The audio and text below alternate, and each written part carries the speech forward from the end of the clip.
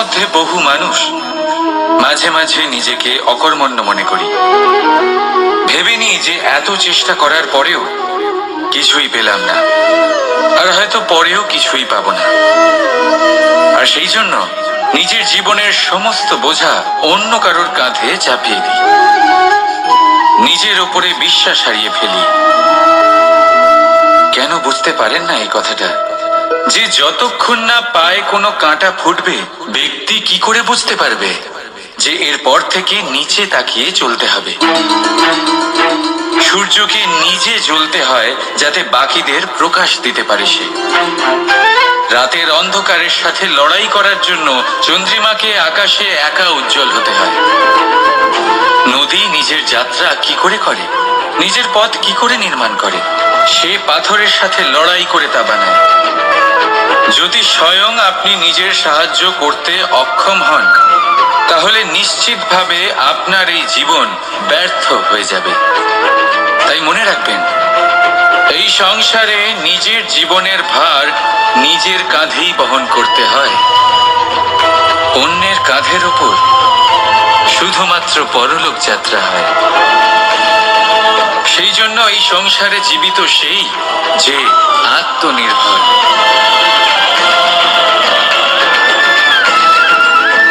রাধা রাধা।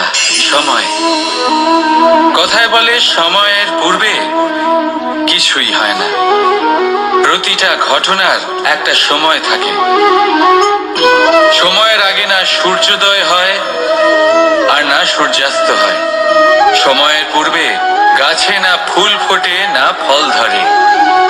কিন্তু একটা কথা ভেবে দেখুন, যদি বর্ষা আসার আগে কৃষক ভূমিকে না প্রস্তুত করে, বীজ রোপণ না করে, তাহলে কি ফসল ফলবে? যদি কোনো যোদ্ধা যুদ্ধের পূর্বে নিজের অস্ত্রের ধার না দেয়, তাহলে সে যুদ্ধ কি করে লড়বে? এর মানে এটাই হলো যে সময় আপনার যখন আসার তখন অবশ্যই আসবে, কিন্তু ততক্ষণ এটাও গুরুত্বপূর্ণ যে আপনি নিজেকে তার জন্য তৈরি রাখুন। কারণ এই সুযোগ, এই কথাটা শুনতে যত ছোট, এটা আসেও ততটা কম সময়ের জন্য, তারপর চলেও যায়। এবার যদি সুযোগ আপনার হাতে আসে আর আপনি তার জন্য তৈরি না থাকেন, তাহলে আপনি সাফল্য কি করে পাবেন? তাই আপনি সঠিক সময়ের জন্য অপেক্ষা করুন, সেই সুযোগের জন্য অপেক্ষা করুন, কিন্তু ততক্ষণ নিজের চেষ্টার দ্বারা নিজেকে আরো সক্ষম করে তুলুন। কারণ সাফল্য আপনার জন্য অপেক্ষা করছে, শুধু আপনি তার জন্য তৈরি থাকুন। রাধা রাধা। কথা মানুষের পাওয়া সবচেয়ে অদ্ভুত উপহার। এই কথাই মানুষকে এই সংসারের সমস্ত প্রাণীর থেকে ভিন্ন করে তোলে, সংসারের সবচেয়ে উপরে নিয়ে যায়। এই কথার কারণেই আমরা একে অপরের সাথে ভাব আদান প্রদান করি। আমি আমার মনের ভাবনা অন্য কাউকে ব্যক্ত করতে পারি, অন্য কেউ তাদের ভাবনা আমাকে ব্যক্ত করতে পারে। এই কথাই আমাদের সবচেয়ে বড় ঢাল। এবারে দেখুন, আপনি নিশ্চয়ই লক্ষ্য করেছেন, কারোর কথা মধুর হলে লোকে তাকে ভালোবাসে, তাকে নিজের বন্ধু বানায়। সেইভাবেই যদি কারোর কথা কঠোর হয়, তাহলে লোকে তাকে ঘৃণা করে, তাকে নিজের শত্রু মনে করে। এই কথাই ভাষা হয়ে আমাদের ইতিহাস রচনা করে। তবে আমরা কি সত্যি বাণীর বিষয়ে অতটাই ভাবি যতটা আমাদের ভাবা উচিত? ভেবে দেখুন, মানুষের কথা বলতে শিখতে কত সময় লাগে। কোনো বালক 1.5 বছর বয়সে কথা বলতে শেখে, কেউ 2 বছরে, কেউ 3। এবার দেখুন, মানুষ 1.5 বছর বয়সে কথা বলতে শিখে গেলেও তার কি বলা উচিত এটা সারা জীবনেও শিখতে পারে না। এর উপরে মনোনিবেশ করুন, এটা বোঝবার চেষ্টা করুন কি বলা উচিত। নিজের কথা শুদ্ধ করুন, নিজের কথা মধুর করুন, আর সেই মধুরতার সাথে আমার সঙ্গে বলুন, রাধা রাধা। এই লক্ষ্য, এই লক্ষ্য আসলে কি? এই লক্ষ্য তাই যা আমরা পেতে চাই। এই সংসারে সুখী কে হয়? সুখী সেই যে তার লক্ষ্য পেয়ে গেছে। দুঃখী কে হয়? দুঃখী সেই যে তার লক্ষ্য এখনো পায়নি। এবারে প্রশ্ন এখন এটাই যে লক্ষ্য সবাই পেতে চায়, লক্ষ্য পাওয়ার জন্য সবাই প্রাণপণ চেষ্টাও করে, তাহলে সবাই তাদের লক্ষ্যে পৌঁছতে পারে না কেন? ঠিক আছে, কোথাও না কোথাও কিছু না কিছু কমতি থেকেই যায়। যাই বাধা থাক, আজকে আমি আপনাকে একটা উপায় বলবো এই লক্ষ্য পাওয়ার জন্য। একটা কাগজ নিন, তাতে একটা চিহ্ন বানান, সেটাই হবে আপনার লক্ষ্য। এবারে সেই লক্ষ্যে পৌঁছানোর একটা পথ বানান। এবারে এই যাত্রাকে ভিন্ন ভিন্ন ভাগে বিভাজন করে দিন। এবারে এটা হলো আপনার পরিকল্পনা। এবার এই পরিকল্পনা ক্রমানুসারে আপনি পালন করতে থাকুন, এটাই হবে আপনার চেষ্টা। এবার এইভাবে যদি আপনি চেষ্টা করতে থাকেন, যাই আপনার কল্পনা হোক না কেন তা বাস্তব অবশ্যই হবে। তাহলে এই কল্পনাকে বাস্তবে রূপান্তরিত করুন। এইভাবেই নিজের পরিকল্পনা পালন করতে থাকুন। আপনার যাই কল্পনা থাকুক বা যাই লক্ষ্য থাকুক, তা বাস্তবে পরিণত হয়ে আপনার হাতে অবশ্যই আসবে। রাধা রাধা। বাবার এক মিত্র ছিলেন, বড়ই দুঃখী ছিলেন, বিপদে পড়েছিলেন। কি করবেন? ব্যবসা ভালোভাবে চলছিল না, বাড়িতে শান্তি ছিল না, সমস্ত জায়গায় ক্ষতি হচ্ছিল। তাই উনি একজন জ্যোতিষীকে দেখালেন। জ্যোতিষী বললেন, আপনার যে বাড়ি আছে সেটা আপনার জন্য অশুভ, আপনার এই বাড়ি পাল্টে ফেলুন। উনি বাড়ি পাল্টে ফেললেন, তবুও ওনার সমস্যার সমাধান হলো না। তারপর একজন জ্ঞানী ব্যক্তি ওনাকে বললেন যে আপনার জামা কাপড়ের যে রং সেটা বিপদকে আমন্ত্রণ জানাচ্ছে, এই জামা কাপড়গুলিকে পাল্টে ফেলুন। উনি সেগুলো পাল্টে ফেললেন, তাও সমস্যার সমাধান হলো না। আবার একজন জ্ঞানী ব্যক্তি বললেন যে আপনার আশেপাশে যে মানুষজন রয়েছে তারা এটা চায় না যে আপনি সফল হন, তারা আপনার ক্ষতি চায়, তাদের সাথে সমস্ত সম্পর্ক ভেঙে ফেলুন। তো উনি সম্পর্ক ভেঙে ফেললেন, কিন্তু তাতেও ওনার জীবনে কোনো পরিবর্তন এলো না।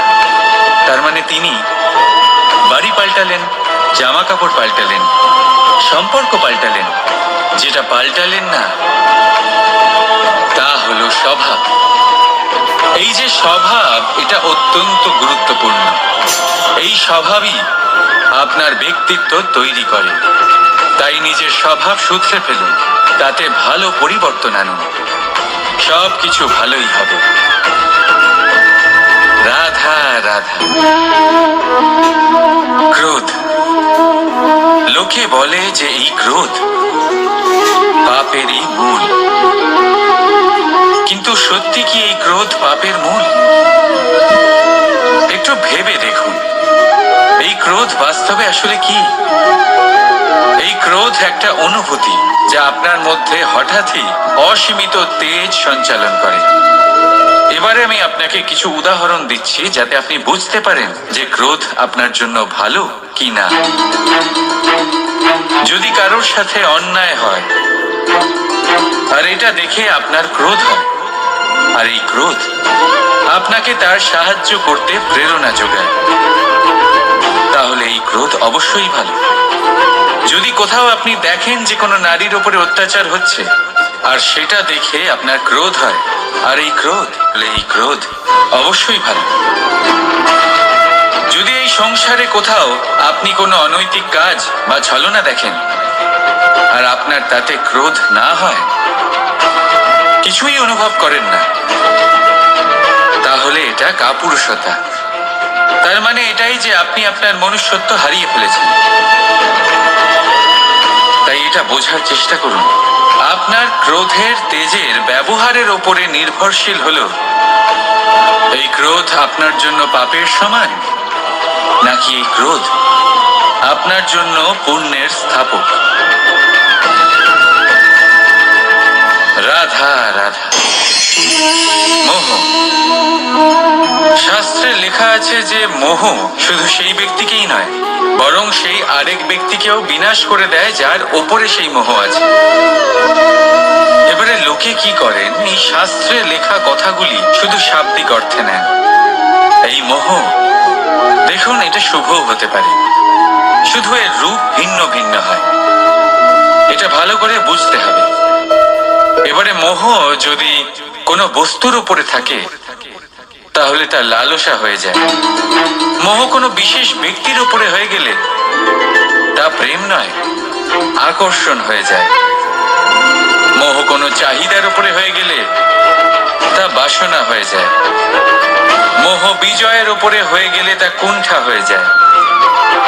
মোহ নিজের সংস্কৃতির উপরে হলে আপনাকে সংস্কৃতির রক্ষক বানায়। যদি এই মোহ নিজের গুণের উপরে হয় তাহলে সেই শিল্প দ্বারা আপনি এই সংসারে অদ্ভুত সব কাজ করতে পারবেন। এবারে এটা আপনার উপরে নির্ভরশীল যে এই মোহকে আপনি সৃজনের আধার বানাতে চাইবেন নাকি বিনাশের অস্ত্র বানাতে চাইবেন। ভেবে দেখুন, সিদ্ধান্ত আপনার। রাধা রাধা। অভিমান, আত্মসম্মান, অহংকার, দেখতে গেলে এই তিনটি শব্দ ভিন্ন ভিন্ন, কিন্তু এর মূল আধার একই, আত্মসম্মান। এবার যদি কথা বলি আপনার শরীরে, আপনার সংস্কৃতি, আপনার সম্পর্কে, তাহলে অভিমান থাকা স্বাভাবিক। এবার যদি কথা বলি আপনার ব্যক্তিত্ব নিয়ে, আপনার আদর্শ নিয়ে, আপনার বিচারধারা নিয়ে, তাহলে আত্মসম্মান হলো একটা গুণ। যদি এইভাবে বলা হয় যে আমি এই কার্য কারোর সাহায্য ছাড়া, সহযোগিতা ছাড়াও করতে পারি, তাহলে এটা আত্মসম্মান, আর এটা সঠিক। যদি এভাবে বলা হয় যে আমি এই কার্য কারোর সাহায্য ছাড়াই বা কারোর সহযোগিতা ছাড়াই করে ফেলেছি, তাহলে এটা অভিমান, এটাও সঠিক। কিন্তু এই কার্য শুধুমাত্র আমিই করতে পারি আর কেউ নয়, এটা অহংকার। তাহলে এই শব্দ এবং তার অর্থ বোঝার চেষ্টা করুন। জীবন ধারণের এক নতুন পথ খুঁজে পাবে। রাধা রাধা। সংসারে প্রত্যেক ব্যক্তি কোনো না কোনো রূপে ঈশ্বরকে মানে। কেউ মূর্তি রূপে, তো কেউ তত্ত্ব রূপে, কেউ ভাবনা রূপে, আবার কেউ স্বভাব রূপে। কেউ নিজের মধ্যে পরমাত্মা খোঁজে, আবার কেউ অন্যের মধ্যে। কারোর কাছে জ্ঞানই পরমাত্মা। সংসারে প্রত্যেক মানুষই কোনো না কোনো রূপে তার ঈশ্বরকে পেয়েই যান। কিন্তু একটা কথা বলবো, ঈশ্বর প্রথমেই নিজের একটা স্বরূপ পৃথিবীতে আপনার কাছে পাঠিয়ে দিয়েছেন। সেই স্বরূপ হলো আপনার মাতা, আপনার মা। সেই মা যিনি আপনাকে জন্ম দিয়েছেন, আপনাকে বাঁচতে শিখিয়েছেন, আপনাকে সংস্কার দিয়েছেন। যদি আপনি কখনো কোনো অনুচিত পথে অগ্রসর হয়েছেন, তখন তিরস্কার করে আপনাকে সঠিক পথে এনেছেন। যদি আপনি এই সংসারে অসফল হয়েছেন, তখন তার আঁচলের উষ্ণতা দিয়ে আপনাকে আশ্বাস জুগিয়েছেন। সেই সমস্ত কাজ করেন এই মা, যা ঈশ্বরও করেন। সেই জন্য মনে রাখবেন যে এই সংসারে আপনার সবচেয়ে প্রথম ঈশ্বর যদি কেউ থাকে, তাহলে তা আপনার মা। প্রত্যেক প্রতিমাতে ঈশ্বর নাই থাকতে পারে, কিন্তু প্রত্যেক মায়ের মধ্যে ঈশ্বর অবশ্যই থাকে। রাধা রাধা। আপনি নিশ্চয়ই দেখে থাকবেন যে প্রদীপের নিচে অন্ধকার থাকে। যে প্রদীপ সংসারকে আলোকিত করে, সেই প্রদীপের নিচেই অন্ধকার। এবারে অনেক মানুষ আছে যারা এই বিষয়টা এইভাবে দেখে যে ব্যক্তি নিজের সমস্যার সমাধান করতে পারে না, আর গোটা সংসারকে উপদেশ দেয়।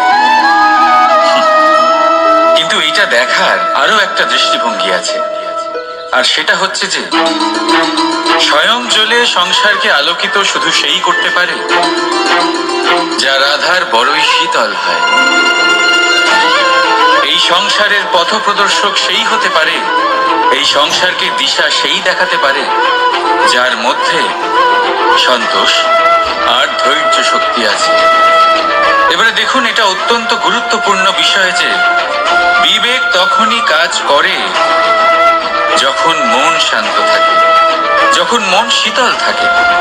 তাই যদি আপনি এই জীবনে কোনো বড় কর্ম করতে চান, তাহলে সর্বপ্রথম আপনার এই মনকে, এই বিবেককে, এই হৃদয়কে, এই আধারকে, এই ভূমিকে শীতল রাখতে শিখুন। ধৈর্য ধরুন। সংসারে এমন কিছু নেই যা আপনি করতে পারবেন না। রাধা রাধা। এই প্রদীপ দেখতে পাচ্ছেন আপনি?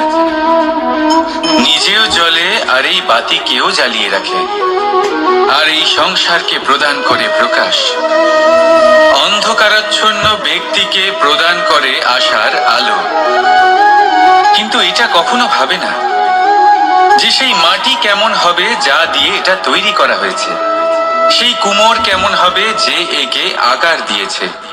ভাবে না যে একে কিনেছে তার বাড়ি কেমন হবে, তা কতটা সুসজ্জিত। কিচ্ছু নয়, শুধু এই সংসারকে প্রকাশ প্রদান করে।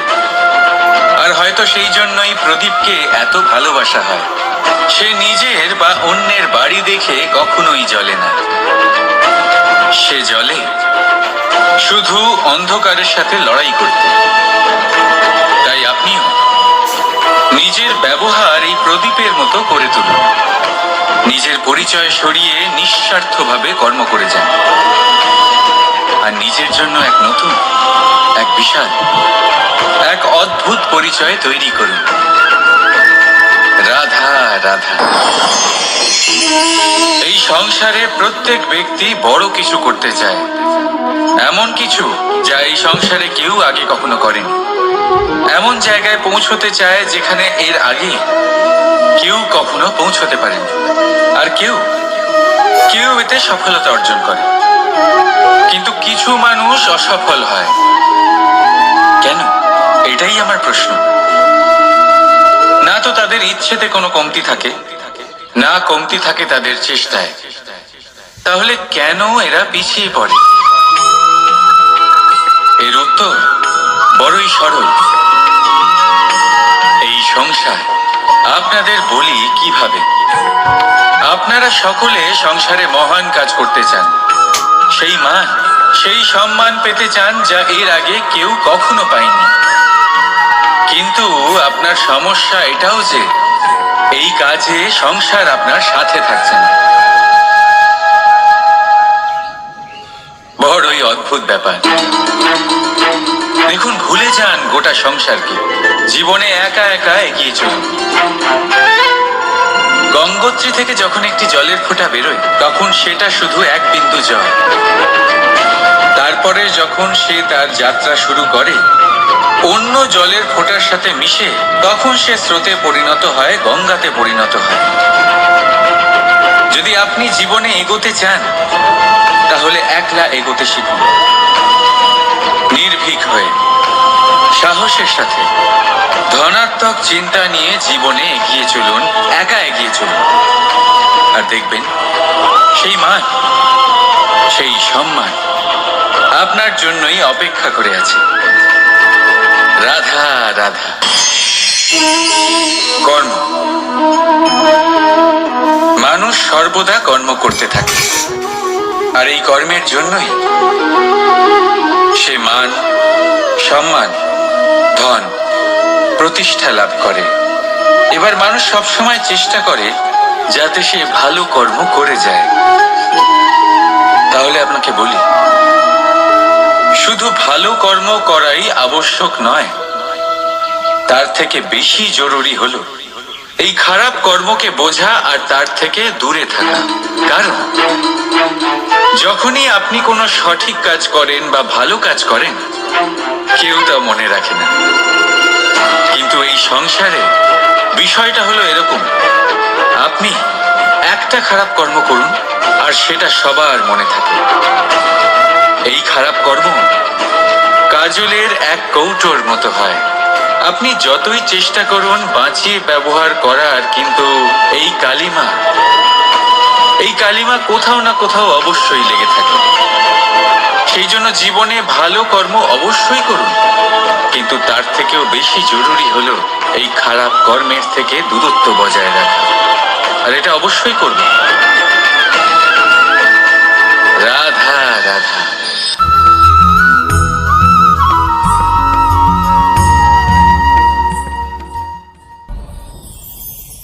পরিকল্পনা অত্যন্ত গুরুত্বপূর্ণ, এটা আমাদের জীবনে অত্যন্ত আবশ্যক, এটা আমাদের জীবনে।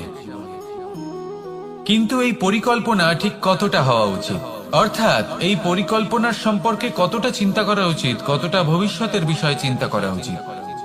এবার দূরদর্শিতা অত্যন্ত বিশিষ্ট গুণ মানব জীবনে, কিন্তু দূরদর্শিতায় এতটাও মগ্ন হওয়া উচিত নয় যে কাছের জিনিসগুলোই নজরে না পড়ে। আজকের কথা বাদ দিয়ে শুধুই ভবিষ্যৎ নিয়ে চিন্তা করা অনুচিত। এবার দেখুন, পরিকল্পনা করুন, কিন্তু তার থেকে বেশি উপভোগ করুন। এই মুহূর্ত সম্পর্কে অবগত নয়, কিন্তু ভবিষ্যতের কথা আমরা চিন্তা করতে থাকি। আমি এটা অনুভব করতে চাই, ওইটা অনুভব করতে চাই, ওই আনন্দ প্রাপ্ত করতে চাই। এটা অনুচিত। পরিকল্পনা করুন, সংযত করুন, কিন্তু আজকে, বর্তমানকে, এই মুহূর্তকে, জীবনের বাস্তবিক আনন্দ এটা, আর জীবন যাপনের সব থেকে শ্রেষ্ঠ পথও এটা। আসুন আমার সাথে ভালোবেসে বলুন, রাধা রাধা। কখনো কখনো মনে এই ভাবনা আসতেই পারে যে ঈশ্বর আজ পর্যন্ত এত রূপে অবতীর্ণ হয়েছেন, এতবার এই পৃথিবীতে এসেছেন, তারপরেও এই সংসারে কোথাও না কোথাও এই পাপ বসবাস করে। এটার কারণ কি? এটার কারণ আমরা স্বয়ংই।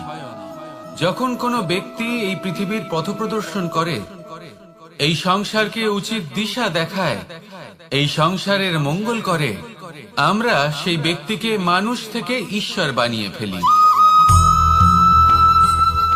সেই ব্যক্তির পতন স্বয়ং আমাদের হাতেই হয়ে যায়, কারণ সেই ব্যক্তি তার শ্বাস প্রশ্বাসের জন্য হয় না। সেই ব্যক্তি হলো সেই ভাবনা যা সে এই সংসারকে প্রদান করেছে। আমরা সেই ব্যক্তির ভাবনাটারই অন্ত করে দিই। এটা উচিত নয়। আমরা ওনাকে প্রভু মেনে নিই। প্রভু মানার পর আমরা ওনার কাছে প্রার্থনা করি, হে প্রভু আমাদের সাহায্য করুন। যদি উনি প্রভুও হন, তাও উনি পৃথিবীতে এসেছেন মনুষ্য রূপে। যা কর্ম করেছেন, যা শক্তি প্রাপ্ত করেছেন, এই দেহ থেকেই প্রাপ্ত করেছেন। আপনাদের এটা বোঝানোর জন্য যে এই কাজ আপনিও করতে পারেন। যারা সৎ আত্মা থাকেন, তাদের জন্য সর্বশ্রেষ্ঠ শ্রদ্ধাঞ্জলি হলো এটাই যে আপনি তাদের পদচিহ্ন অনুসরণ করে চলুন। না ওনাদের স্মরণে থাকুন, না পুষ্পের মালা ওনাদের চরণে রাখুন, বরং তাদের ভাবনাকে অনুসরণ করে সেই ভাবনা নিয়ে এগিয়ে চলুন। এটা না শুধু আপনার জন্য, বরং সমগ্র সংসারের জন্য লাভদায়ক। তাহলে এটাই করুন, আর আমার সাথে ভালোবেসে বলুন, রাধা রাধা। যখন কঠোর রোদে আমাদের শরীর উত্তপ্ত হয়ে যায়, আমরা গরম অনুভব করি, তখনই যদি বর্ষা হয় আর বৃষ্টির জলের ফোঁটা আমাদের শরীরে এসে পড়ে, তখন কেমন অনুভূতি হয়? বর্ষার এই জলের ফোঁটা যখন ধরিত্রীতে পড়ে, তখন যে নাদ উৎপন্ন হয়, মনে হয় যেন এক সঙ্গীত। এমন এক সঙ্গীত যা স্থিরতার সাথে আমাদের বুঝিয়ে দেয় যে এই সূর্যের উত্তাপ, এই রোদ, তা চিরকালের জন্য থাকবে না। সূর্যের কিরণের যতই তেজ থাকুক, যখন বর্ষা আসবে, এই রোদের কিরণকে শীতল করবে। সূর্যের তেজ যতই বেশি হোক না কেন, কখনো না কখনো কালো মেঘ আসবে আর সূর্যকে ঢেকে দেবে। অর্থাৎ এই প্রকৃতি আমাদের শিক্ষা দেয় যে কারোর প্রকাশ, যে কারোর মেধা চিরকাল টিকে থাকে না। এবার যদি কথা বলি অন্ধকারের বিষয়ে, তবে রাত্রির কালো অন্ধকারকে একটা জোনাকির আলো পরাজিত করে। অর্থাৎ অন্ধকারও চিরকালের জন্য বজায় থাকে না। এটা কি আমরা বুঝলাম? তবে আপনাদের দুটো সহজ প্রশ্ন করব। জীবনে যখন কিছুই আপনাদের সাথে চিরকাল থাকবে না, তাহলে অহংকার কি নিয়ে? আর জীবনে যদি প্রত্যেক দুঃখ, বিপদ, সমস্যা একটা সময় পর আপনাকে ছেড়ে চলে যায়, তাহলে পরাজয় মানবেন কেন? এই দুশ্চিন্তা ত্যাগ করুন, এই অহংকার ত্যাগ করুন, আসক্তি ত্যাগ করুন, আর আমার সাথে ভালোবেসে বলুন, রাধা রাধা। ভোজন। এই সংসারে যেই হোক না কেন, কোনো মানুষ হোক, কোনো প্রাণী হোক, কোনো কীট হোক বা কোনো বনস্পতি হোক, প্রত্যেকের জন্য ভোজন অতি আবশ্যক। কারণ ভোজন থেকেই শক্তি পাওয়া যায়, আর সেই শক্তি দিয়েই সংসারের, আমাদের জীবনের সমস্ত কার্য করা যায়। এবার এমন এক ধরনের শক্তি হয় যা শীতের ঋতুতে সূর্য থেকে আমরা পেয়ে থাকি, আর আরেক ধরনের উত্তাপ হয় যা দিয়ে ভোজন রান্না করা হয়, সুস্বাদু নানান ধরনের ভোজন। এবার অত্যন্ত গুরুত্বপূর্ণ হলো যে ব্যক্তি সেই ভোজন বানাচ্ছেন তার মানসিক পরিস্থিতি, এবং সেই ব্যক্তি যিনি ভোজন গ্রহণ করছেন তার মানসিক অবস্থা। যখনই আপনি ভোজন বানাচ্ছেন তখন ভালোবাসার সাথে কাজটা করুন, ধন্যাত্মক ভাব নিয়ে, সৎ ভাবনার সাথে। কারণ আপনার এই মানসিক স্থিতি শক্তির আকারে সেই খাদ্যের সাথে মিলে মিশে যায়। আর যখনই আপনি ভোজন গ্রহণ করছেন তখন সদ্ভাবনার সাথে, প্রসন্নতার সাথে গ্রহণ করুন, ধন্যাত্মক ভাব নিয়ে। যদি আপনি প্রসন্নতার সাথে রান্না করেন, প্রসন্নতার সাথে খাদ্য গ্রহণ করেন, তাহলে আপনি প্রসন্নই থাকবেন, আর মন সুপ্রসন্ন হয়েই বলবে, রাধা রাধা। কখনো কোনো চাতক পাখিকে দেখেছেন? কথায় আছে যে বছরে মাত্র একবার সে তার তৃষ্ণা মিটিয়ে থাকে, আর তাও আকাশে ভেসে থাকা মেঘের দ্বারা ঘটানো বৃষ্টির জলের ফোঁটা থেকে। আর কোথাও থেকে সে তার তৃষ্ণা পূরণ করে না। সারা বছর সে নিদারুণ গরম সহ্য করে, তীব্র শীতও সহ্য করে, শুধু এই আশা নিয়ে যে বছরে একবার অন্তত সেই মেঘের ঘন ঘটা হবে, বৃষ্টি হবে, আর সে তার তৃষ্ণা নিবারণ করবে। এটা আসলে কি? এটা আসলে বিশ্বাস। সেই বিশ্বাস যে বছরে একবার সেই মেঘ আসবে তৃষ্ণা নিবারণ করতে। যেমন দেখুন, একটা সূর্যমুখী ফুল সারা রাত অন্ধকারের সাথে যুদ্ধ করে, কারণ তার বিশ্বাস যে ভোরবেলায় সূর্য তাকে অবশ্যই দর্শন দেবেন। সেটাও বিশ্বাস ছিল যার উপর ভরসা করে মনু একটা নৌকা নিয়ে বেরিয়ে পড়েছিলেন এবং সমস্ত সৃষ্টিকে প্রলয়ের হাত থেকে বাঁচিয়েছিলেন। সেটাও ছিল ভালোবাসার প্রতি বিশ্বাস, যার উপর ভরসা করে বানর এবং ভাল্লুক সেনা নিয়ে শ্রীরাম আক্রমণ করেছিলেন সমস্ত বরদানপ্রাপ্ত অসুরগণ এবং রাক্ষসগণের লঙ্কায়, এবং জয় লাভ করেছিলেন। এই বিশ্বাসই হলো এই বিশ্বের আশা। বিশ্বাস রাখুন যে আপনি হলেন সর্বশ্রেষ্ঠ এবং শুধুই নিজের কর্ম করতে থাকুন। এই বিশ্বাসের আশাই আপনাকে প্রতি মুহূর্তে বল প্রদান করবে। এ হলো আমার বিশ্বাস। আসুন আর আমার সাথে ভালোবেসে বলুন, রাধা রাধা। সৌন্দর্য। মানুষ নিজের সৌন্দর্যের বিষয়ে কতটা ভাবে, চায় যে সে সব থেকে বেশি রূপবান হবে, সব থেকে বেশি সুন্দর হবে। কিন্তু সৌন্দর্যের পরিভাষা কি তা কি সে জানে? কোনো মাকে জিজ্ঞেস করুন, ওনার জন্য সৌন্দর্যের পরিভাষা ওনার সন্তান। কোনো ভক্তকে জিজ্ঞেস করুন, ওনার জন্য সৌন্দর্যের পরিভাষা ওনার ভগবান। শ্রীরামকে জিজ্ঞেস করুন, ওনার জন্য সৌন্দর্যের পরিভাষা হলো হনুমান। ভাঙা হানু, ফুলে যাওয়া মুখ, দেখতে গেলে উনি বানর, লম্বা লেজ, এত নিরীহ যে ওনাকে অমূল্য মালা দিলে সেটা ছেড়ে তার ভেতরে শ্রীরামকে খুঁজছিলেন। কিন্তু ওনার ভাবনা কত সুন্দর। উনি এটা বিশ্বাস করেন যে সংসারের যতই মূল্যবান জিনিস দিয়ে এই মালা তৈরি করা হোক না কেন, যদি এর মধ্যে শ্রীরাম না থাকেন তাহলে এর মধ্যে কোনো অর্থ নেই। সৌন্দর্য রূপে নয়, ভাবনায় নিহিত থাকে। যদি আপনি সৌন্দর্য প্রাপ্ত করতে চান তাহলে তা কর্মে নিয়ে আসুন, ভাবনায় এবং বিচারে নিয়ে আসুন। এই সৌন্দর্য আপনার সাথেই থাকবে। যদি আপনি সৌন্দর্যকে রূপের মধ্যে খোঁজেন তাহলে কিছুক্ষণের জন্য পাবেন, সেই সৌন্দর্য সময়ের সাথে হারিয়ে যাবে। সৌন্দর্য যদি পেতে চান, খুঁজতেই চান, তাহলে হৃদয় খুঁজুন, কর্মে খুঁজুন। মন প্রসন্ন হয়ে বলবে রাধা রাধা। ব্যায়াম, এই শব্দ আমরা সকলে শুনেছি, আর এটা সারা জীবন আমাদের সাথেই থাকে কোনো না কোনো রূপে। যখন আমরা জন্মগ্রহণ করি, চলতে শিখি, প্রথমে আমরা হামাগুড়ি দিয়ে চলি, পরে চলতে চেষ্টা করি কিন্তু পড়ে যাই। তখন আমাদের বাড়ির গুরুজনেরা আমাদের আটকান না, ওনারা মনে করেন এইভাবেই আমাদের সন্তান চলতে শিখবে, এইভাবেই তার পা আরো মজবুত হবে, যা অত্যন্ত গুরুত্বপূর্ণ। এইবার জীবনকালে যতই আমরা এগোতে থাকি, এই ব্যায়াম বিভিন্ন রূপে আমাদের সাথেই থাকে। কিন্তু আপনি কি জানেন যে এই ব্যায়ামের তাৎপর্য আসলে কি? আপনি কি জানেন এই ব্যায়ামের মর্ম আসলে কি? যখনই আমরা এই ব্যায়াম করি, আমাদের শরীরের মাংসপেশি ক্ষয় হয়। প্রথমে তা ক্ষয় হয়, তারপর আবার তা নির্মিত হয়। আরো শ্রেষ্ঠ, আরো শক্তিশালী মাংসপেশি আমরা লাভ করি। অর্থাৎ এই ব্যায়াম হলো সৃজনের বিজ্ঞান। এই ব্যায়াম আমাদের জন্য অত্যন্ত আবশ্যক। সেই জন্য জীবনে যখনই কোনো কিছু নষ্ট হয়ে যায়, চলে যায়, তখন হতাশ হয়ে পড়বেন না, তাকে পুনর্নির্মাণ করার চেষ্টা করবেন। আর এই শিক্ষা আমরা লাভ করি পাখিদের থেকে। যখনই বর্ষা হয়, ঝড় আসে, যখন পাখির বাসা ভেঙে চুরমার হয়ে যায়, তারা হার মেনে নেয় না। সে আবার অল্প অল্প করে সব খুঁজে একত্রিত করে আবার নিজের বাসা বানিয়ে তোলে, পুনরায় এক জীবনকে জন্ম দেয়, এক নতুন পরিবারকে জন্ম দেয়।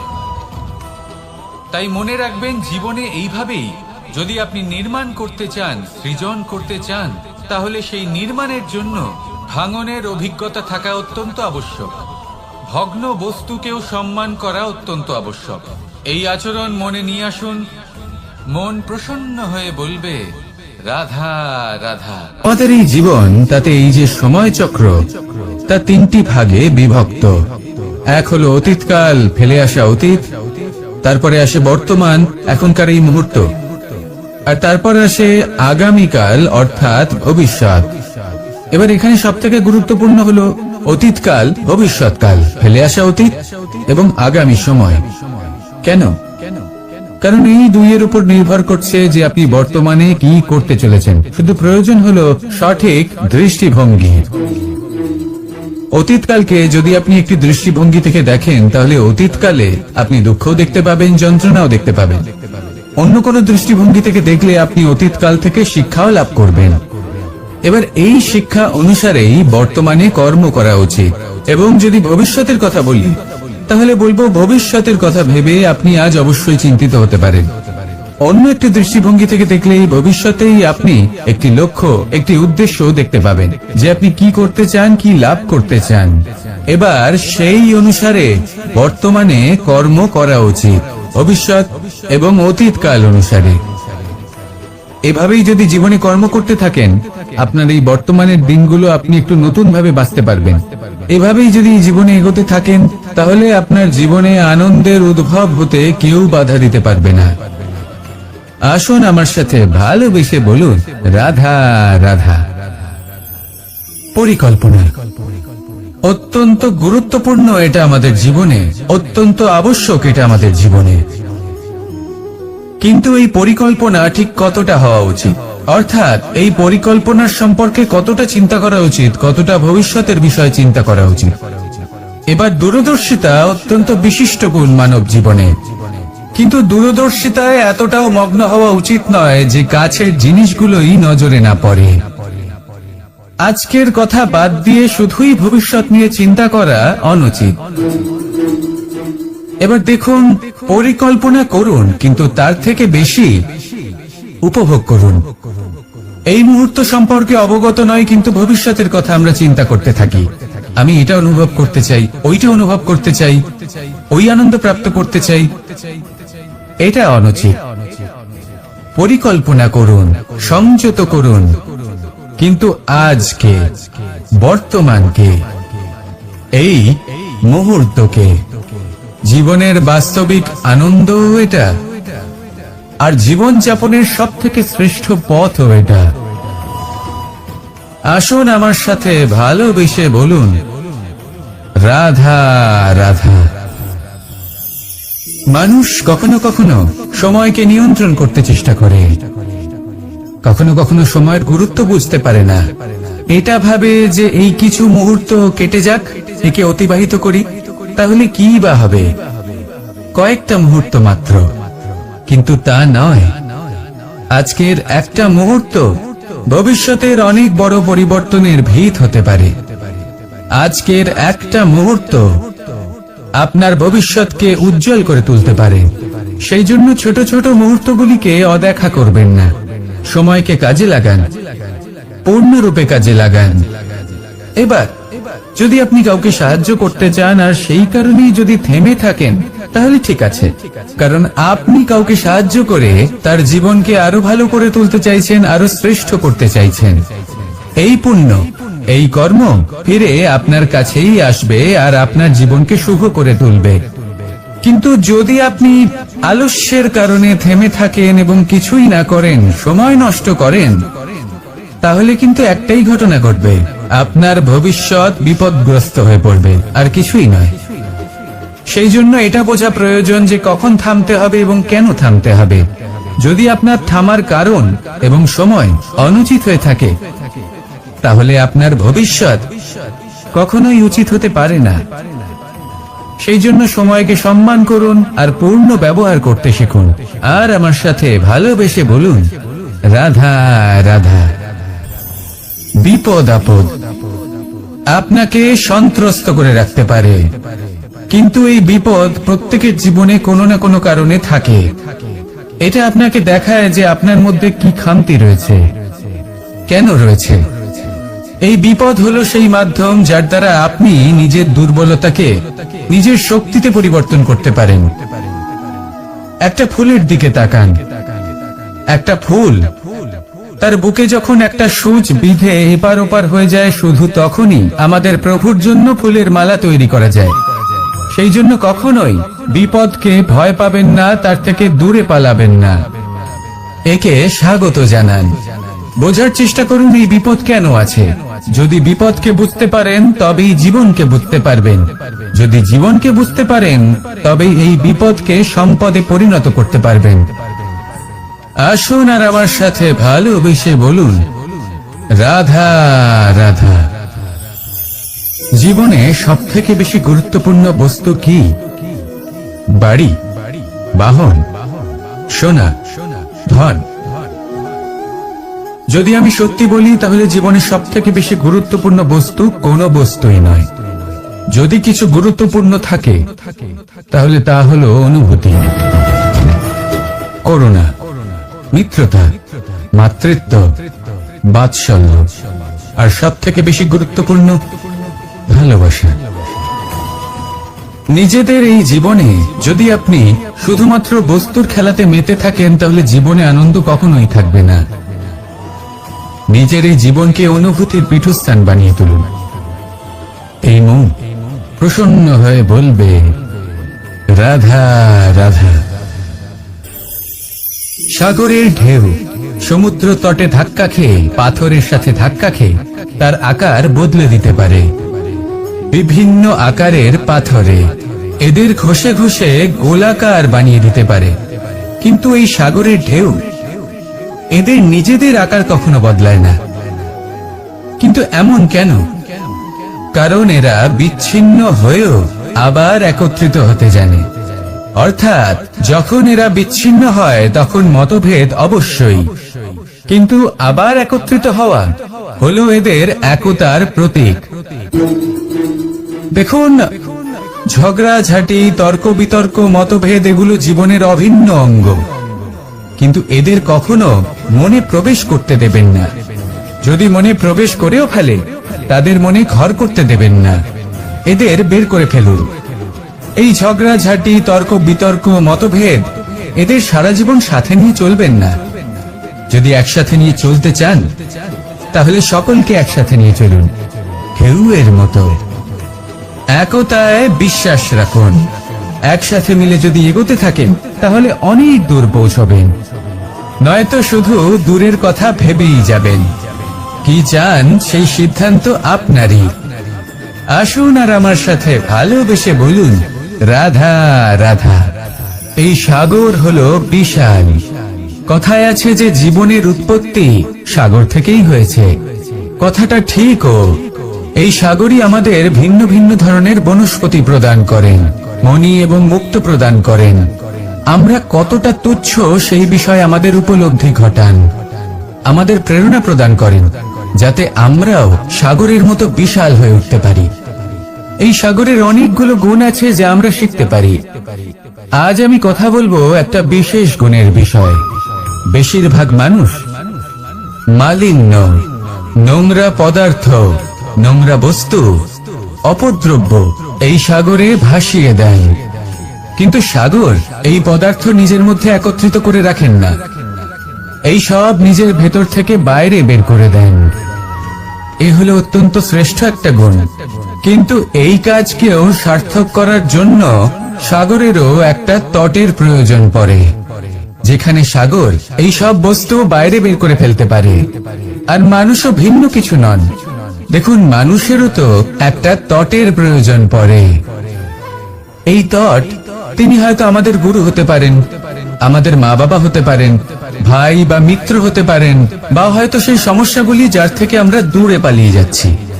কারণ যখন আপনি এই সমস্যাগুলির সম্মুখীন হবেন, শেষ পর্যন্ত আপনি শিক্ষাই পাবেন। সব থেকে বেশি গুরুত্বপূর্ণ এই মনকে পবিত্র রাখা। আর তার জন্য একটাই উপায় আছে, এই মন তার মন্থন করা। যদি এই মনের মন্থন করেন, তাহলে পূর্ণরূপে পবিত্র হবেন। আর এই মন, আপনি তো জানেনই, প্রসন্ন হয়ে বলবে, রাধা রাধা। যদি আমি আমার চোখ বেঁধে কোনো একটা নির্দিষ্ট দিকে নিজের সমস্ত শক্তি প্রয়োগ করে ছুটে যাই, তাহলে কি হবে?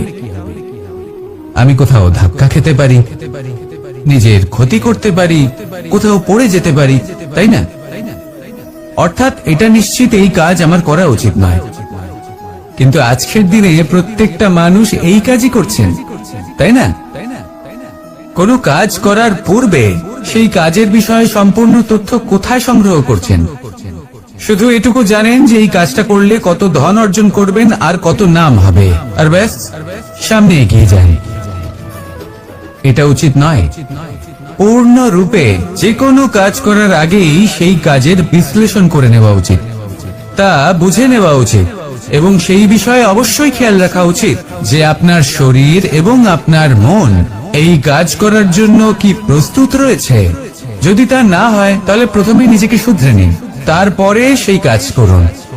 যদি এইভাবে জীবনে সামনে এগোন, তাহলে সাফল্যের সম্ভাবনা জীবনে অনেক বেশি বেড়ে যাবে। তাহলে এটাই করুন, আর আমার সাথে ভালোবেসে বলুন, রাধা রাধা। আমরা জীবনে চলতে চাই, সামনে এগোতে চাই, কিন্তু কখনো কখনো এমন হয় যে আমরা আমাদের লক্ষ্য দেখতেই পাই না। আমরা চিন্তিত হয়ে পড়ি, ব্যতীত হয়ে পড়ি, আমরা কিছু বুঝতেই পারি না। এই মন অশান্ত হয়ে যায়। কিন্তু যদি আপনি থেমে যান, তাহলে নিজের পথ এবং নিজের লক্ষ্য থেকে সরে যাবেন। সেই জন্য চলতে থাকুন, থামবেন না। যতদূর পারবেন চলতে থাকুন, যতদূর দৃষ্টি যাচ্ছে চলতে থাকুন। তারপরেই দেখবেন পরবর্তী পথ আপনা থেকেই আপনার সামনে আসবে। কারণ আপনার দৃষ্টির সীমা থাকতেই পারে, দৃষ্টিভঙ্গির সীমা নেই। আপনার পথের সীমারেখা থাকতেই পারে, কিন্তু সেই পথে চলার সাহসের সীমা নেই। সেই জন্য নিজেকে অসীমিত করে তুলুন। এই সীমারেখা আপনা থেকেই দূর হয়ে যাবে, লক্ষ্য নিজে থেকেই দেখতে পাবেন, আর এই মন সুপ্রসন্ন হয়ে বলবে, রাধা রাধা। সম্পর্ক হলো আমাদের জীবনের একটি আধার। কিছু সম্পর্ক এমন যা আমরা জন্মসূত্রে লাভ করি, যেমন পরিবার, মা, বাবা। কিছু সম্পর্ক আছে যা আমরা জীবনে অর্জন করে থাকি, তা সে প্রেমের হোক, স্নেহের হোক বা বন্ধুত্বের।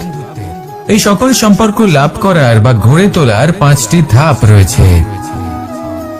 প্রথম ধাপ, কোনো ব্যক্তির সাথে আলাপ হওয়া, তার সাথে কথা বলা বা তাকে দেখা। দ্বিতীয় ধাপ, সে ব্যক্তিকে আমাদের ভালো লাগা। তৃতীয় ধাপ, আমাদের এটা চাইতে শুরু করা যে জীবনে এই ব্যক্তি যেন আমাদের বন্ধু হন, আমাদের জীবনে থাকেন, বা আমাদের কাউকে ভালোবেসে ফেলা আর এটা আমাদের ভাবা বা চাওয়া যে সেই ব্যক্তি যেন আজীবন আমার সাথে থাকেন, আমার জীবনে আমার সাথী হয়ে। চতুর্থ ধাপ, লাভ করা। এবার এই ধাপটি অনেক মানুষের পক্ষেই খুবই সরল হয়, বড়ই সরলভাবে নিজেদের সঙ্গীকে লাভ করে থাকেন। কিছু মানুষের জন্য এই ধাপ অত্যন্ত কঠিন হয়ে থাকে। অনেক প্রতিকূল পরিস্থিতির উপর জয়লাভ করে তারা সঙ্গীকে লাভ করেন, কিন্তু লাভ অবশ্যই করেন। এরপরে আসে পঞ্চম, অন্তিম এবং সব থেকে গুরুত্বপূর্ণ ধাপ। সেটা হলো সেই সম্পর্ক পালন করা। এটা হলো এমন এক বিষয় যা প্রত্যেক মানুষের শেখা উচিত। যদি ব্যক্তি নিজের জীবনে সম্পর্ক রক্ষা করতে শিখে যান, তবে প্রত্যেক সম্পর্ক তার জীবনকে স্বর্গ করে তুলবে। আসুন আর আমার সাথে ভালোবেসে বলুন, রাধা রাধা। রাধা কখনো কখনো আমার জন্য বড়ই সুগন্ধি আতর নিয়ে আসে, পারিজাত ফুলের মালা নিয়ে আসে আমার প্রসাধন করবে বলে, এবং আমার সব থেকে বেশি প্রিয় মাখন নিজে হাতে বানিয়ে আনে আমাকে নিজে হাতে খাইয়ে দেবে বলে, সবকিছু আমাকে প্রসন্ন করবে বলে। কিন্তু আপনি কখনো ভেবেছেন যে এই আতর কিভাবে বানানো হয়? সহস্র ফুলের পাপড়ি একসাথে পিষে নিতে হয়, তারপরে তার থেকে যে রস নিঃসৃত হয় সেই রস দ্বারাই আতর তৈরি হয়। অনেক সংখ্যক ফুলকে অসীম যন্ত্রণা ভোগ করতে হয়, তবে তারা আমার প্রসাধন সামগ্রী হয়ে উঠতে পারে। দুধ থেকে মাখন তৈরি করার জন্য কতটা পরিমাণ মন্থন সহ্য করতে হয় সেটা আপনি জানেন। ঠিক সেই রকমই হলো আমাদের জীবন। বিপদও আসে, কঠিন পরিস্থিতিও আসে, এর সম্মুখীন হতে শিখুন। মনে রাখবেন, আপনি হলেন সেই দুধ যাকে মন্থন সহ্য করতে হবে মাখন হয়ে ওঠার জন্য। মনে রাখবেন, আপনি হলেন সেই ফুলের মতন যাদের পিষ্ট হতে হবে সুগন্ধি আতর হয়ে ওঠার জন্য, যাকে এই সংসার পছন্দ করে। কখনো কখনো জীবনে আপনার সাথে খারাপ শুধুমাত্র এই কারণে ঘটে যাতে আপনার শ্রেষ্ঠ রূপ এই সংসারের সামনে আসতে পারে। শুধুমাত্র কঠিন পরিস্থিতি এবং বিপদকে একটা সুযোগ হিসেবে দেখার চেষ্টা করুন। আপনার জন্য এই সংসার বদলে যাবে, সংসারকে দেখার দৃষ্টিভঙ্গি পাল্টে যাবে, আপনার ভাগ্য পাল্টে যাবে, আর এই মন প্রসন্ন হয়ে বলবে, রাধা রাধা। কি অমূল্য, কি সুন্দর এই রত্ন। এবার ভেবে দেখুন, যদি আমি এই রত্নকে ব্যবহার করি আখরোট ভাঙার জন্য, তাহলে কি হবে? বা ভেবে দেখুন, এই রত্ন নিয়ে আমি যদি বন্ধুদের সাথে খেলা করতে শুরু করে দিই, তাহলে কি হবে? আপনি তো হাসবেন আমার ওপর। আপনি বলবেন, এত অমূল্য একটা রত্ন, এর দ্বারা কত দুঃখ দূর করা সম্ভব। এই মূল্যবান রত্নের আমি অপব্যবহার করছি। একদম ঠিক বলেছেন, আমি মেনে নিচ্ছি। মূল্যবান বস্তুর অপব্যবহার করা অনুচিত, কিন্তু আপনিও তো তাই করছেন, তাই না? ভেবে দেখুন, মানুষ এই সংসারের সর্বশ্রেষ্ঠ প্রাণী, আর মানুষের এই শরীর সব থেকে মূল্যবান রত্ন। এবার এর সাথে আপনি কি করছেন? অপব্যবহার করছেন না, নিজের স্বাস্থ্যের যত্ন নিচ্ছেন না, আপনি অনুচিত পথে চলছেন শুধুমাত্র ধন অর্জন করার জন্য, পাপ কাজ করছেন, কি না করছেন? এটা অপব্যবহার নয়? ভেবে দেখুন, আমরা এই মানব শরীরের সাথে কি করতে পারি। যদি এর আমরা সদ্ব্যবহার করি, তাহলে অনন্ত পুণ্য অর্জন করতে পারি, যার দ্বারা শুধুই নিজেকে নয়, বরং আমাদের আশেপাশের সকলকে সন্তোষ প্রদান করতে পারি। তাই সংকল্প নিন, এটাই যে মানব শরীরের আমি সদ্ব্যবহার করব, পুণ্যের পথে চলব, সকলের মঙ্গলের জন্য, সকলের প্রসন্নতার জন্য। এই কর্ম করুন, এই পথে চলতে থাকুন। এই মন সন্তোষ বোধের সাথে বলবে, রাধা রাধা। এই সংসারের সব থেকে বড় শক্তি আসলে কি? দৈহিক শক্তি, ভৌতিক শক্তি, রাজনৈতিক শক্তি, স্বর্ণের শক্তি, বিদ্যার শক্তি নাকি মায়ার শক্তি, ভক্তির শক্তি নাকি নিরাশক্তির শক্তি? এই সংসারের সব থেকে বড় শক্তি হলো হাসি মুখের। যদি আপনি এবং আমি এমন কোন সময় হাসতে পারি যেখানে মুখে হাসি আসা প্রায় অসম্ভব, তাহলে বিশ্বাস করুন, এই সংসারে কেউ আপনাকে ভাঙতে পারবে না। এটা কিছুটা সেই রেশমের কীটের মতো, যে চারিদিক থেকে নিজেকে ঢেকে রাখে একটা খোলসের মধ্যে থাকে, কিন্তু জীবিত থাকে। এই হাসি মুখ, এটা শুধুমাত্র একটা আবেগ নয়, এটা সংসারের যে কোনো অভাব দূর করে। অভাব আশার, অভাব বিশ্বাসের। এই হাসি আপনার অন্তরে আশার আলো জাগ্রত করে, আর এই সংসারের হতাশা দূর করে দেয়। তাই কঠিন থেকে কঠিনতর পরিস্থিতিতেও মুখে হাসি বজায় রাখুন। এই শক্তি আপনার থেকে কেউ কাটতে পারবে না। আর যদি আপনার কাছে এই শক্তি থাকে, তাহলে অন্য কোনো শক্তি আপনাকে বাধা দিতে পারবে না। তাহলে হাসুন আর আমার সাথে ভালোবেসে বলুন, রাধা রাধা। ভীষ্ম একটা মহান নাম, দেবী গঙ্গার সুপুত্র। স্বয়ং বৃহস্পতি এবং পরশুরাম ছিলেন ওনার শিক্ষাগুরু। অত্যন্ত মহান যোদ্ধা ছিলেন, কিন্তু এই মহান যোদ্ধা, ইনি ইতিহাসে আজ পর্যন্ত সেই সম্মান পেলেন না যার উনি যোগ্য ছিলেন। কারণ নির্বাচন। রাজ সিংহাসনের সেবা করার প্রতিজ্ঞা নিয়েছিলেন উনি। এবার রাজ সিংহাসনে যেই বসুক না কেন, তার সেবা করা, তার প্রত্যেক আদেশ পালন করা, এটাই ছিল ওনার প্রতিজ্ঞা। তা সেই ব্যক্তি উচিত হোক বা অনুচিত, সে উচিত পথে চলুক বা অনুচিত পথে চলুক, সুপাত্র হোক বা কুপাত্র, উনি তার সেবা করতে থাকলেন, তার প্রত্যেক আদেশ পালন করতে থাকলেন, নিজের প্রতিজ্ঞা পালন করতে থাকলেন। ধৃতরাষ্ট্র নেত্রহীন অবশ্যই ছিলেন, কিন্তু এতটাও নেত্রহীন ছিলেন না যে উনি প্রজাদের চোখের জল, ধর্ম অধর্ম দেখতে পাবেন না। উনি সব বুঝতে পারতেন। আর এদিকে ভীষ্ম নিজে প্রতিজ্ঞাবদ্ধ হয়েছিলেন। দুর্যোধন অনুচিত পথে চালিত হচ্ছিল, তাও উনি তাকে সঙ্গ দিতে থাকলেন।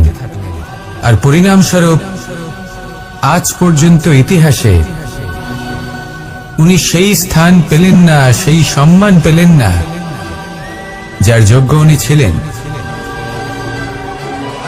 যদি আপনি কোনো প্রতিজ্ঞা করে থাকেন, তা সে যতই কোনো উচিত কারণের জন্য হোক না কেন, যদি আস্তে আস্তে সময়ের সাথে সেই প্রতিজ্ঞা আপনাকে অনুচিত পথে চালিত করে অধর্মের পথে নিয়ে যায়, পাপের পথে নিয়ে যায়, তাহলে সেই প্রতিজ্ঞা ভঙ্গ করা অত্যন্ত আবশ্যক। সময় অনুসারে নিজেকে বদলানো আবশ্যক, নয়তো এই প্রতিজ্ঞা আপনাকে দিয়ে পাপ কর্ম করাবে, কুকর্ম করাবে, আর আপনার বিনাশের কারণ হবে। আসুন আমার সাথে ভালোবেসে বলুন, রাধা রাধা। আমার দাদা আমাকে অনেকবার বলেছেন, কানাই তুমি তো স্বয়ং নারায়ণ, তুমি এক তড়িতে সবকিছু এমনি ঠিক করে দাও না কেন? এবার দাদাকে কি করে বোঝাবো? আচ্ছা, আপনি নিজেই ভেবে দেখুন, সিংহকে জঙ্গলের রাজা বলা হয়, কিন্তু সিংহ শুধুমাত্র তার ইচ্ছে প্রকাশ করলেই কোনো হরিণ কি নিজেই হেঁটে তার কাছে আসবে? নিজেই কি রাজি হয়ে যাবে তার আহার হওয়ার জন্য? না, কখনোই না। যে কোনো কাজকে সফল করে তোলার জন্য আপনাকে চেষ্টা করতে হবে, পরিশ্রম করতে হবে, যাতে সেই কাজ ভালোভাবে সম্পন্ন হয়। শুধু ইচ্ছে দিয়েই কোনো কার্যসিদ্ধি হবে না। ইচ্ছে থেকে স্বপ্ন তৈরি হয়, তবে সেইগুলো সফল করতে গেলেও আপনাকে পরিশ্রম তো করতেই হবে। মনে করুন আপনার ইচ্ছে হলো খেতে, আর কোনো দয়ালু ব্যক্তি এসে আপনার সামনে খাবার রেখে দিল। তাও তা খেতে গেলে পরিশ্রম আপনাকেই করতে হবে। যদি ভালোবাসার ইচ্ছে থাকে তাহলেও নিঃস্বার্থ নিষ্পাপ মনে ভালোবাসি। দেখুন, আপনি স্বপ্নে অবশ্যই উঠতে পারেন, কিন্তু এই পৃথিবীতেই আপনাকে বেঁচে থাকতে হবে। আর যদি এই ধরিত্রীতে আপনি এগিয়ে যেতে চান, তাহলে এই ভূমিকে পা দিয়ে আপনাকে পেছনে ঠেলতেই হবে। রাধা রাধা। কিছু শেখা অত্যন্ত গুরুত্বপূর্ণ। এবার কি কি শিখতে হবে সেই সব শেখানোর জন্য অনেক শিক্ষক রয়েছেন, কিন্তু কি শিখবেন না আর কি করবেন না এটা আমাদের নিজের অভিজ্ঞতা দিয়ে শিখতে হয়। কিন্তু তার মানে এটা নয় যে যদি আপনাকে শিখতে হয় যে আগুনের তাপ কতটা, আপনাকে আগুনের মধ্যে হাত দিতে হবে। না, অন্য কারোর অভিজ্ঞতা দ্বারাও শিখতে পারবেন। প্রশ্ন শুধুমাত্র একটাই যে আপনি কি শিখতে চান নাকি চান না। যদি আপনি এটাই ভাবেন যে আমি শুধুই নিজের অভিজ্ঞতা দ্বারাই শিখতে চাই, তাহলে জীবনকাল ছোট মনে হবে, অনেক কিছুই শিখতে পারবেন না। তাই নিজের সাথে সাথে বড়দের অভিজ্ঞতা দ্বারাও শেখা শুরু করে দিন। এই সংসারের অভিজ্ঞতা দ্বারা শিখতে শুরু করে দিন। আর এটা নিশ্চিত রূপে শেখা আবশ্যক যে কখন কি করবেন না, কোথায় থামতে হবে আর কোথায় থামবেন না। তাহলে আসুন আর আমার সাথে ভালোবেসে বলুন, রাধা রাধা।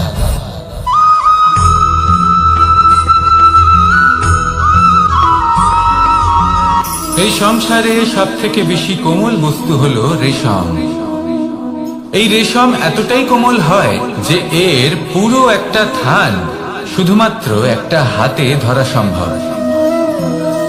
কখনো ভেবে দেখেছেন এই রেশম কিভাবে হয়? একটি কীট তার লালার দ্বারা উৎপন্ন হয়। এই কীট সেই রেশমকে পাক দিতে থাকে, পাক দিতেই থাকে, আর আস্তে আস্তে তার মধ্যেই জড়িয়ে পড়ে। শেষে ওর এই সুন্দর অমূল্য সৃষ্টি রেশমের এই সুতো তার নির্মাণ কার্য পূর্ণ হয়, কিন্তু তাতেই ও নিজে বন্দী হয়ে যায়। নিজেরই মায়াজালের এই বন্দী গৃহে নিজেই ফেঁসে যায়। এবার এই সুতোকে ব্যবহারযোগ্য করে তোলার জন্য এই কীটগুলিকে এই কবচের সাথেই ফুটন্ত জলে ফেলে দেওয়া হয়। এই সংসারে যদি আমাদের স্বপ্ন এই সংসারের দুঃখ হরণ করার জন্য, এই সংসারে সুখ বিতরণ করার জন্য হয়, তবেই আমাদের প্রগতি সম্ভব। যদি আমাদের এই স্বপ্ন শুধুই আমাদের এবং আমাদের স্বার্থ সিদ্ধির জন্য হয়, তাহলে এই স্বপ্ন আমাদের অন্ধ করে দেবে, আমাদের অন্ধকারের পথে নিয়ে যাবে, আর আমরাও সেই কীটের মতো হয়ে যাব। নিজেদেরই মায়াজালে আমরা নিজেই ফেঁসে যাব, আর শেষে আমরা যদি কিছু লাভ করি তা হবে একাকিত্ব, অন্ধকারময় মৃত্যু। তাই স্বপ্ন অবশ্যই দেখুন, কিন্তু এমন ভাবে স্বপ্ন দেখবেন না যে তার এই বন্দিগৃহে আপনি নিজেই ফেঁসে গেলেন। স্বপ্ন দেখুন পরোপকারে।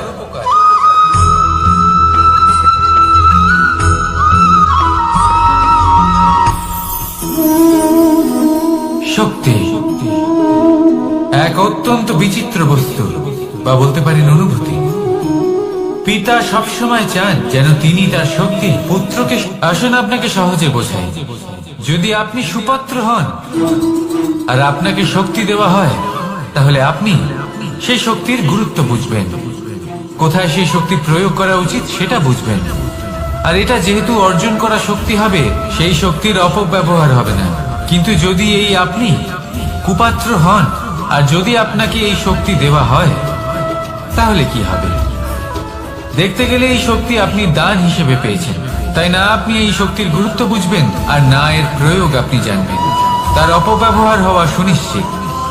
তাই যদি আপনি কোনো শক্তি অর্জন করতে চান তাহলে আগে তার যোগ্য হয়ে উঠুন, পুত্র নয় পাত্র হয়ে উঠুন।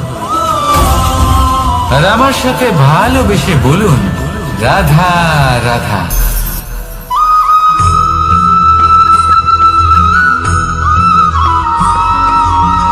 এই সংসারে প্রত্যেক মানুষ এটাই চান যে তিনি যেন ধনবান হন, আর্থিক অবস্থা তার ভালো থাকে, ওনার বাড়িতে লক্ষ্মীর আগমন হয়। কিন্তু সেটা হবে কি করে, সেটাই হলো প্রশ্ন। কেউ বলেন যে যদি পরিশ্রম করো তাহলে ধন অর্জন সম্ভব, কেউ বলেন যে যদি বিদ্যা লাভ হয় তবেই ধন অর্জন সম্ভব, কেউ বলেন যে যদি বলশালী হও তবেই সম্পন্ন থাকবে। ভালো কথা, যদি তাই হয়ে থাকে, তবে দিনমজুর সারা দিন পরিশ্রম করেন, তিনি কেন ধনী হন না? অনেকজন বিদ্বান মানুষ আছেন এই সংসারে, তারা কেন ধনবান হন না? অনেক সংখ্যক বলশালী ব্যক্তি আছেন, তাদের কাছে ধন নেই কেন? তাদের কেন ধনের অভাব হয়? আবার এমনও কিছু মানুষ আছেন যারা পরিশ্রম করেন, তারা দিনমজুর, কিন্তু তারা ধন অর্জন করতে পারেন। কিছু বিদ্বান ব্যক্তি আছেন যাদের কাছে অধিক মাত্রায় ধন রয়েছে, কয়েকজন বলশালী ব্যক্তি রয়েছেন যাদের কাছে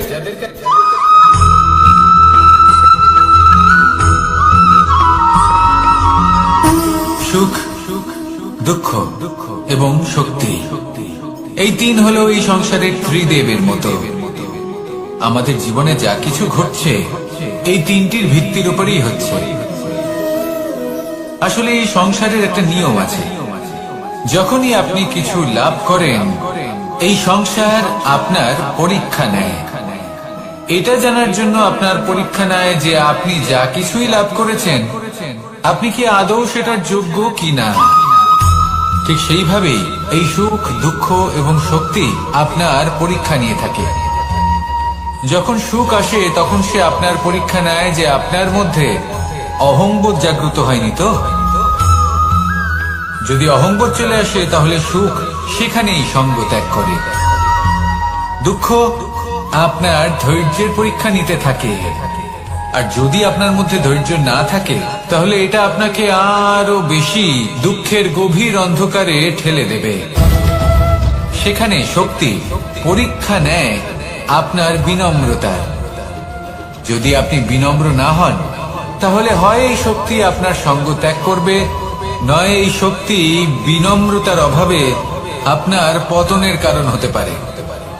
এই সংসারে যে কোনো ব্যক্তি যিনি এই পরীক্ষায় উত্তীর্ণ হয়ে থাকেন এই জীবনে তিনি সাফল্য লাভ করেন। আসুন আমার সাথে ভালোবেসে বলুন, রাধা রাধা।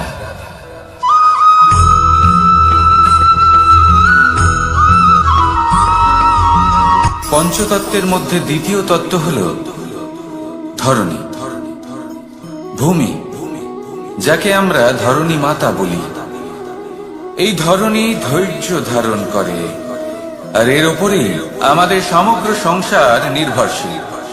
কারণ এই ভূমি সহ্য ক্ষমতা রাখে, এর সহ্য ক্ষমতা হলো অপরিসীম। সন্তান যতই আঘাত প্রদান করুক না কেন প্রেম পূর্বক সহ্য করে, আর তার বদলে অমূল্য রত্ন প্রদান করে। সন্তান যদি হাল চালায় তাহলে তার বদলে তাকে অন্ন প্রদান করে। এটাই হলো ধরণী। এবার এর থেকে আমরা কি শিক্ষা পেতে পারি? এটাই যে কারোর জন্য কিছু করা বা কাউকে কিছু দেওয়া মনে কোনো কামনা ছাড়াই।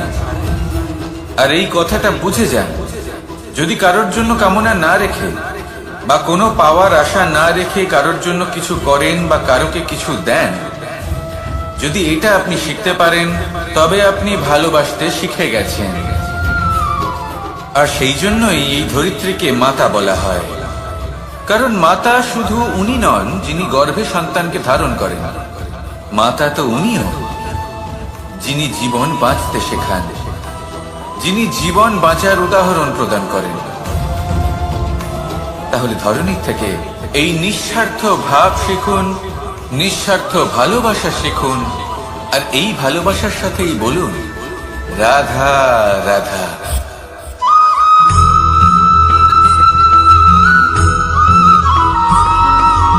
মানুষ জন্মগ্রহণ করে, তার সাথে ভয়েরও জন্ম হয়।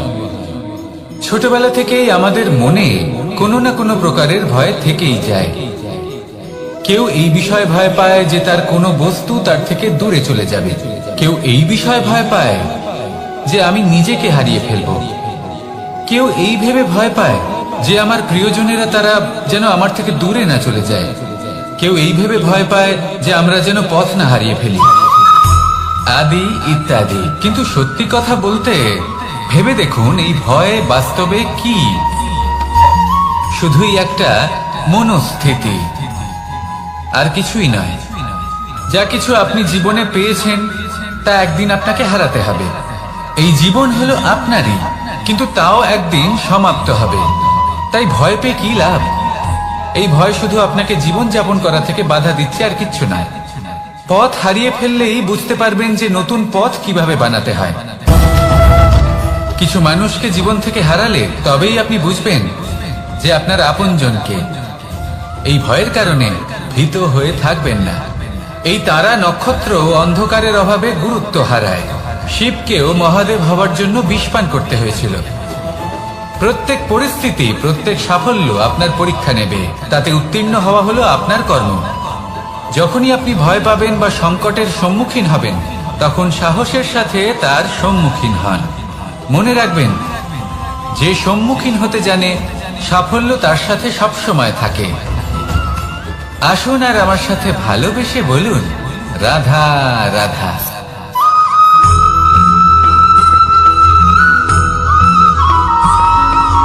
জীবনে অগ্রসর হওয়ার জন্য আমাদের কাকে প্রয়োজন হয়? মাতা পিতা, বন্ধু, প্রেম, সাহায্য, অর্থ, পরিশ্রম, আশা। ভিন্ন ভিন্ন মানুষ ভিন্ন ভিন্ন বিকল্প চয়ন করে। যদি আমি আপনাকে বলি, তাহলে জয় আর পরাজয়ের মন্ত্র দুটো শব্দের উপর নির্ভর করে, মেনে নেওয়া আর দৃঢ় হওয়া। যদি মেনে নেন তাহলে হেরে যাবেন, যদি দৃঢ় হন তাহলে নিশ্চিত রূপে জয়ী হবেন। যদি কখনো আপনি ক্লান্ত হয়ে ওঠেন, আপনি দুঃখী হন, পুরোপুরি ভেঙে পড়েছেন, তখন মেনে নেবেন না যে আপনি ভেঙে পড়েছেন, নয়তো হেরে যাবেন। তখন উল্টে স্থির করবেন যে যাই হয়ে যাক না কেন, আমি জয়ী হবই। আর আপনি দেখবেন যে জয় নিশ্চিত রূপে আপনার কাছেই আসবে। তাহলে এই কথা মনে রাখবেন আর আমার সাথে ভালোবেসে বলবেন, রাধা রাধা।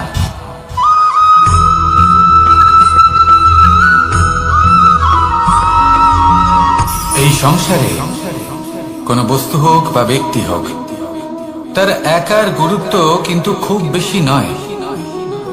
একটা উদাহরণ হিসেবে বৃষ্টির ফোঁটাকে ভেবে দেখুন। যদি একটি বৃষ্টির ফোঁটা হয় তাহলে তার খুব বেশি গুরুত্ব থাকে না, কিন্তু যখন সহস্র বৃষ্টির ফোঁটা মেঘের মধ্যে দিয়ে ঝরে পড়ে, তখন সেটা বর্ষার রূপ ধারণ করে। সেই বর্ষা যা এই প্রকৃতিকে শান্ত করে। সেইভাবেই পাথরের ছোট টুকরো, তার খুব বেশি গুরুত্ব থাকে না, কিন্তু যখন অসংখ্য পাথরের টুকরো একত্রিত হয় তখন তা পর্বতের আকার ধারণ করে। সেইভাবেই কিছু মানুষ যখন একত্রিত হন তখন তৈরি হয় পরিবার, কিছু পরিবার যখন একত্রিত হয় তখন তৈরি হয় সমাজ, যখন অনেক সংখ্যক সমাজ একত্রিত হয় তখন তৈরি হয় রাজ্য। এবার এই রাজ্যের সব থেকে গুরুত্বপূর্ণ ব্যক্তি হতে পারেন রাজা, কিন্তু তাও সেই রাজা একা কিছু করতে পারেন না। যুদ্ধ লড়ার সময় তারও নিজের সৈন্যদলকে প্রয়োজন পড়ে।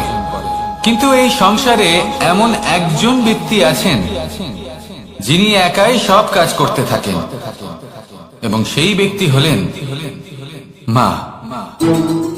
আমাদের জীবনে একজন পিতার ভূমিকা কিন্তু নিঃসন্দেহে অমূল্য, কিন্তু আমাদের সকলের জীবনে যে ভূমিকা একজন মায়ের তা অন্য কারোর থাকে না।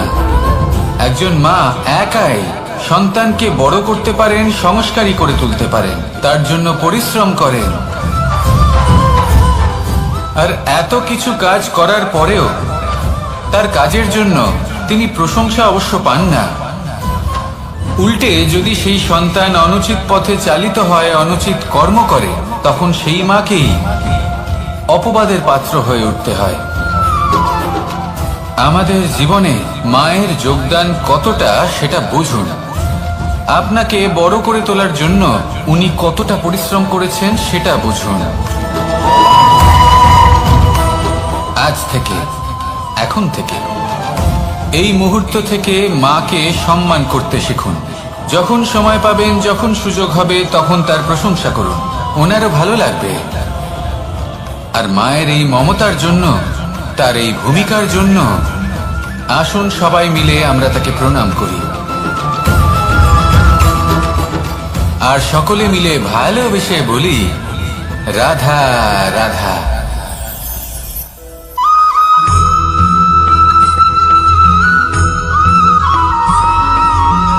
এই সংসারের সব থেকে গুরুত্বপূর্ণ তত্ত্ব কোনটা? প্রথম হলো সময়। জন্ম থেকে মৃত্যু পর্যন্ত এই যে সময়, এটাই তো হলো জীবন। দ্বিতীয় হলো জীবন, যাতে আমরা সময়ের সদ্ব্যবহার করি, শ্রেষ্ঠ থেকে শ্রেষ্ঠতর কাজ করার চেষ্টা করি। বহু বছরের এই পরম্পরা, এই সংস্কৃতিকে এগিয়ে নিয়ে যাওয়ার চেষ্টা করি। এই সংসারে আমরা অংশগ্রহণ করতে চেষ্টা করি। তৃতীয় হলো ধন, সেই ধন যা প্রত্যেক ব্যক্তি অর্জন করতে চেষ্টা করেন। এবার এই তিনটি তত্ত্বের মধ্যে একটা সামঞ্জস্য আছে, সমান ব্যাপার আছে। সে ধনই হোক বা সময় হোক বা হোক জীবন। আর সেই সমান ব্যাপার হলো যে যদি আপনি এটা গণনা করতে থাকেন তাহলে তা কমতে থাকে, যদি আপনি এটা ব্যবহার করেন তাহলে তা বাড়তে থাকে। একে সংগঠিত করে রাখতে চেষ্টা করলে এ হাত থেকে ফসকে যায়। কিন্তু যদি আপনি একে সামনে রাখতে শিখে যান, তাহলে এমন কাজ করবেন যাতে সংসারের সাথে সাথে পরবর্তী প্রজন্ম লাভবান হবে। যদি কিছু শিখতে চান তাহলে সামলাতে শিখুন, গণনা করা বা সংগঠিত করা নয়। আসুন আর আমার সাথে ভালোবেসে বলুন, রাধা রাধা।